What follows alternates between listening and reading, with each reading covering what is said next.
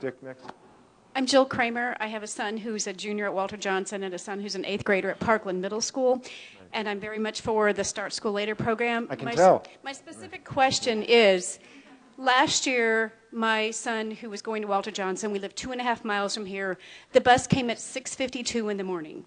This year it comes at 6:38. And we've been told by the transportation department it's because of the domino effect of transportation that it was getting the middle school kids to North Bethesda late. So we leave at 6:35 in the morning to drive our son to the bus for a 6:38 start bus for a 7:25 start, 50 minutes ahead of time for 2.5 miles. I drive my 8th grader, we're out of consortium, to Parkland, and I do it in 20 minutes.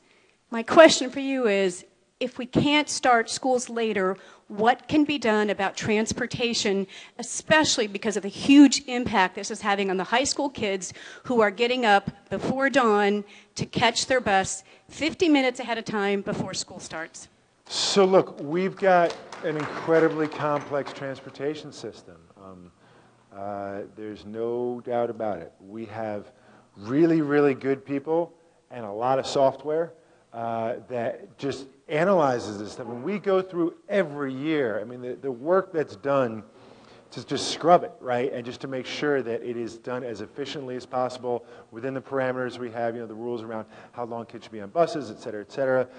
And it just works out that way for some kids going to some schools, depending on where they live, that they might be on the bus longer than we like. And I don't know that there's anything that we could do anything more we can do, but we also know transporting the number of kids we transport every day, it's a balance. It's this huge balancing act, right? For some kids, it works perfectly, no big deal. You're on the bus for, X amount of time. Sometimes it's longer, and so much of it is about where you live. But guaranteed, every year we go through it.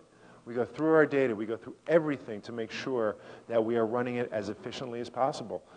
And it's just...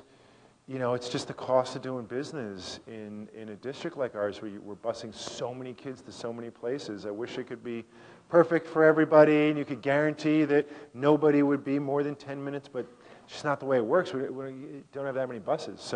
But know that we have very, very rigorous processes for going through to make sure that it's run as efficiently and effectively as possible. Which doesn't mean that an individual parent or kid isn't saying, why am I the one that has to be on the bus for 45 minutes and someone else isn't? But it's a very, very complex undertaking. Chris?